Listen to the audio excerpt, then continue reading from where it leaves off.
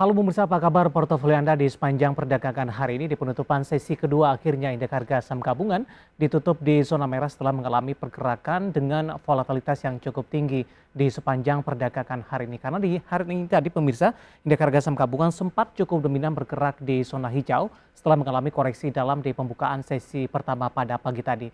Tampaknya trading yang dilakukan oleh para investor di sepanjang perdagangan hari ini, terutama dari saham-saham perbankan big cap yang hari ini tadi mengalami koreksi di pembukaan sesi pertama, kemudian berbalik kembali ke zona hijau.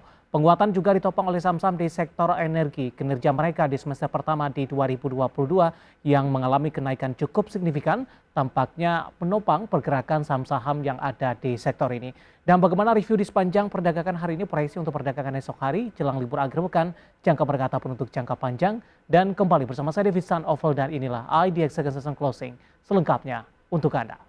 Dan berikutnya kami akan sampaikan bagaimana posisi penutupan indeks harga saham gabungan di sesi kedua di perdagangan hari ini, di mana IHSG akhirnya ditutup di zona merah pemirsa setelah mengalami volatilitas yang cukup tinggi di sepanjang perdagangan hari ini.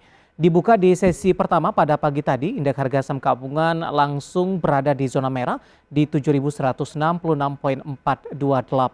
Kemudian indeks harga saham gabungan mengalami koreksi yang cukup dalam beberapa menit pasca pembukaan di sesi pertama pada pagi tadi menyentuh di level terendahnya di 7.135,025 dan pasca menyentuh ke level terendah ini indeks harga saham gabungan mencoba kembali untuk bergerak ke zona hijau. Bahkan di sepanjang perdagangan hari ini indeks harga saham gabungan sempat menyentuh ke level tertingginya di 7.197,056 di mana level ini sempat disentuh oleh IHSG. Ini posisinya adalah pasca pembukaan perdagangan di sesi kedua pada siang tadi. Namun di penutupan sesi kedua indeks harga saham gabungan kembali berbalik arah ke zona merah, mengalami tekanan yang cukup dalam di mana indeks harga saham gabungan akhirnya ditutup melemah di 0,36% di level 7.153,104. Dari update posisi penutupan indeks harga saham gabungan di sesi kedua hari ini, berikutnya kami akan sampaikan bagaimana data perdagangan lainnya yang berhasil dihimpun oleh tim redaksi kami. Kita akan coba lihat bagaimana posisi penutupan dari indeks lainnya seperti MNC 36 mengalami penguatan di 0,34%, sementara Jakarta Islamic Index melemah di 0,30%. LQ45 juga tertekan seiring dengan pelemahan indeks harga saham gabungan minus di 0,35% dan ditutup di level 1019,285. Bagaimana rotasi pergerakan sektoral di sesi kedua hari ini? Sektor energi masih memimpin penguatan di 0,85% meskipun penguatan sudah mulai terbatas karena di penutupan sesi pertama siang tadi sektor energi memimpin penguatan di atas 1%. Kemudian disusul konsumsi primer juga menguat di 0,66%.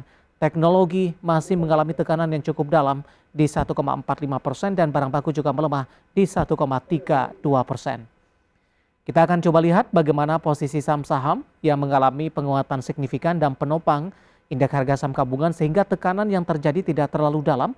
Ada Bumi kembali ditutup menguat di level 169 pemirsa. Dari perbankan big cap dikontribusi oleh BBRI ditutup di zona hijau menguat di 4.390.